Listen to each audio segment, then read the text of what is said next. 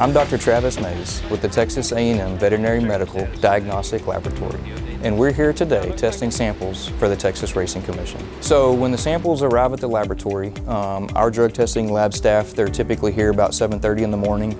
They receive the containers from the courier that actually picks the samples up at the racetrack from the test barn. Yes, sir. Once they receive the containers from the driver, the containers are brought upstairs to the drug testing lab. The staff inspect the containers to make sure that they're locked and secure. Each container comes with a chain of custody card that the test barn actually starts. They initiate that chain of custody card at the test barn, who then transfers it to the possession of the driver, and the driver then transfers the possession of it into our possession. Making sure that all the information is on there, times, signatures, titles, everything looks good. So we have that chain of custody, that transfer of chain of custody throughout the entire process. The boxes are opened, the samples are removed from the boxes. Each sample comes sealed with usually security or evidence tape, both the urine and the blood samples. Sometimes we get hair, the hair samples are also sealed. The staff will inspect those sample containers to make sure that seals haven't been broken, none of the vials or tubes have been opened.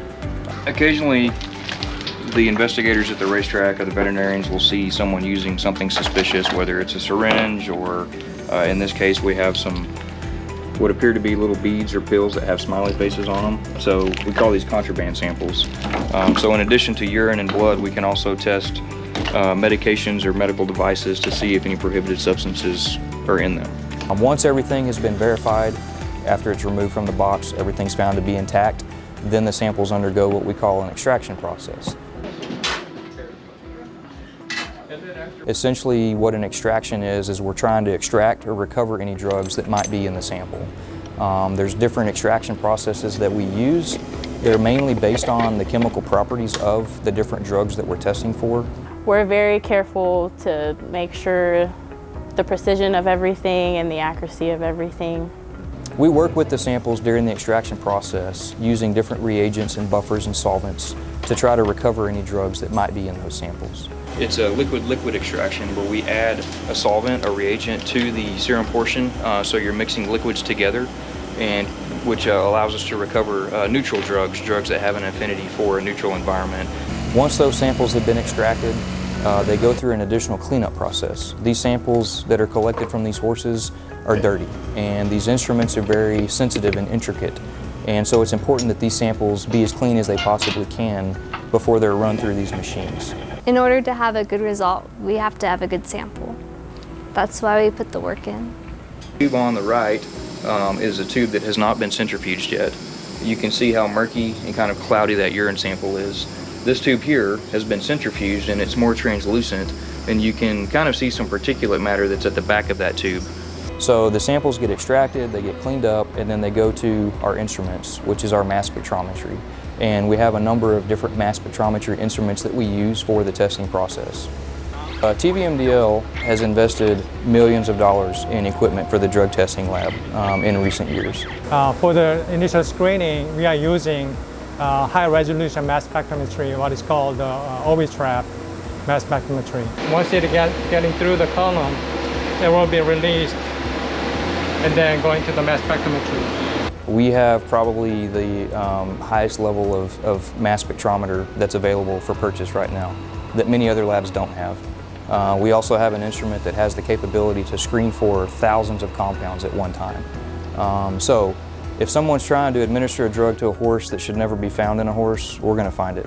I definitely think that what we're doing can catch these people that do cheat and that are trying to create an unfair advantage. But we have a list of compounds that's thousands of different compounds that we're screening for, that we're looking for, that instruments are looking for in every sample simultaneously. So these samples run, they're automated on the machines, and they run for many, many hours. Once the screening process is complete, then we have chemists who are trained and they're experts in the field of analytical chemistry. They review the data that's generated on these different machines. And if the sample appears to have a drug in it, we don't call the sample positive at that point. The sample is deemed to be suspect. If a sample is found to be suspect, the sample undergoes a second test, which we call a confirmation test. We go back to the original sample container, we do a specific extraction that's specific for that drug that was found to be suspect in the sample.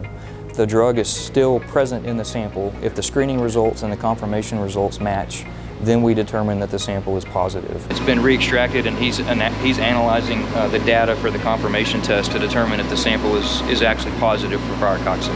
It is confirmed to be positive. Okay, excellent. That's a significant finding. That's a prohibited substance, so great job. Yes, sir. You remember that racing sample that we found to be suspect for that prohibited steroid last week? Yes, sir. I just talked to Dr. Kim, and he actually confirmed that it is indeed positive. Okay. Can you report that to the Racing Commission? Absolutely. For me? Thank you. This job is important because there's lives at stake. These samples come from an individual animal that has a life, and it's important that these animals are treated humanely and given the best opportunity to succeed and live a full life, as best as possible. I do it because I care about the horses. I love what I do. I love being able to help people and to make sure that people are not cheating and they're doing the right thing, and that this is a fair competition for everyone. I will say that the majority of the samples that we test are clean. There are a lot of people that do it the right way, that are honest and just have a lot of integrity. So that's one of the reasons I also enjoy my job is identifying those people that are doing it the right way.